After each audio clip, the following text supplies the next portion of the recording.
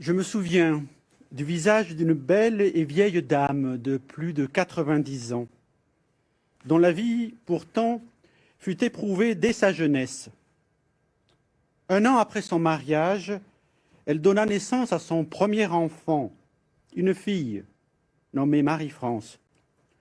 Tout à la joie de prendre soin du bébé, elle le vit tomber malade et mourir à 6 mois. La tristesse des nouveaux parents fut immense de porter en terre leur premier-né. Ce n'était pas sa destinée.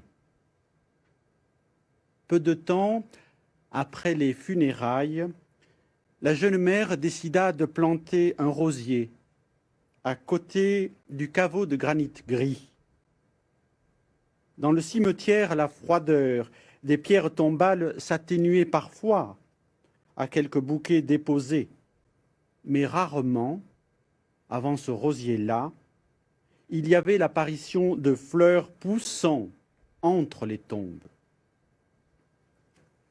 Ici, par la volonté d'une mère endeuillée, peu à peu, le rosier prit racine, poussa et fleurit, tellement qu'il fallait le couper.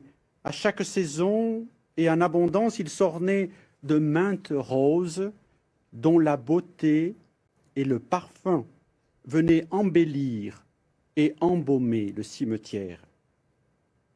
Ce lieu de mort laissait poindre et jaillir une manifestation de la vie. La jeune maman dépassa l'épreuve du deuil.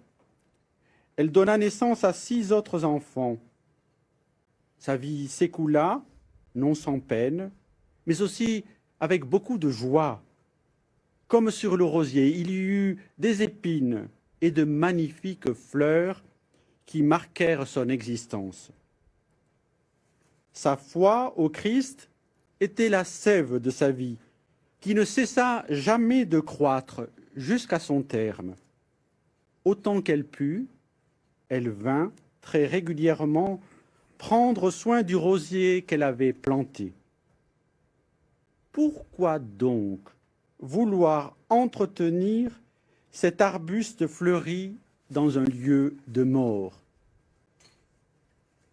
Eh bien, cette vieille dame au beau visage, qui fut ma mère, m'a fait comprendre son désir d'affirmer que la vie est plus forte que la mort.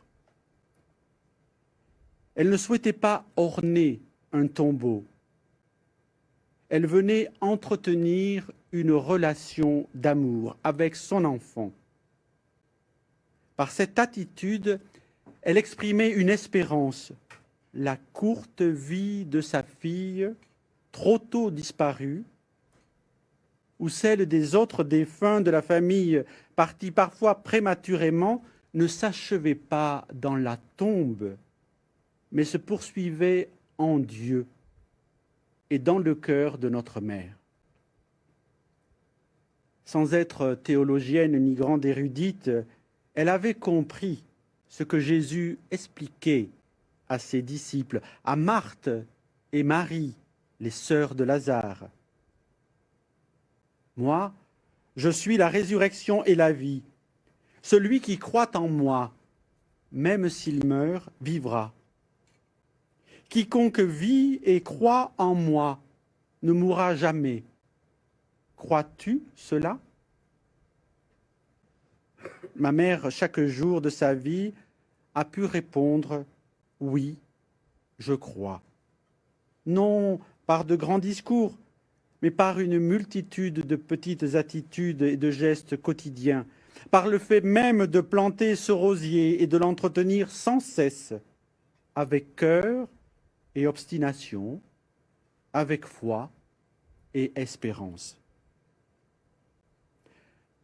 Nous venons d'entendre cette question radicale. Quiconque vit et croit en moi ne mourra jamais. Crois-tu cela? Cette question prendra tout son sens au jour de Pâques. Mais quelle réponse y apportons-nous? Comme saint Paul l'écrivait aux Éphésiens, saint Augustin nous dit bien, ta foi en Jésus-Christ, c'est Jésus-Christ en ton cœur. Et lorsque tout à l'heure nous proclamerons notre foi, nous dirons, je crois en la résurrection des morts et à la vie du monde à venir. Cette vie, notre vie, la vie dépasse les limites de notre monde, comme la constante beauté du rosier auprès de la tombe. Nous n'avons pas été créés, conçus et enfantés pour une durée limitée, mais pour la vie éternelle.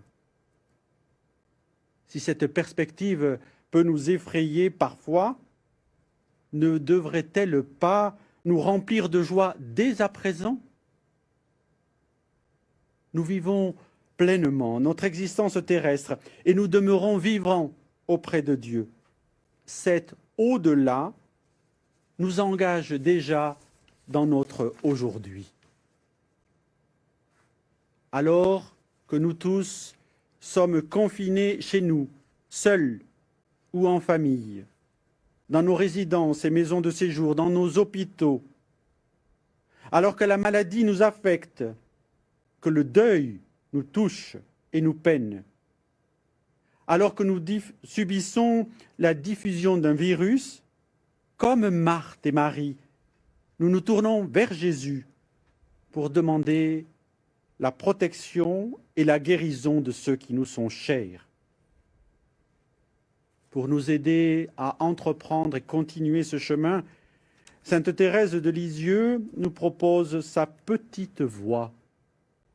Jésus, je n'ai d'autre moyen de te prouver mon amour que de jeter des fleurs, c'est-à-dire de ne laisser échapper aucun petit sacrifice, aucun regard, aucune parole, de profiter de toutes les petites choses et de les faire par amour. Dans la proximité que nous vivons actuellement, ou malgré l'éloignement qui peut nous être imposé, revenons à l'essentiel par un geste simple, une prière commune, une parole de réconfort, nous pouvons dire au Christ notre foi en la résurrection, à la vie plus forte que la mort. De la sorte, notre monde s'embellira continuellement de toutes les fleurs de l'amour en famille, de relations humaines apaisées, de considération envers les plus faibles et de prise en compte de tous les besoins. Oui, avec foi et charité, osons planter autour de nous des rosiers d'espérance.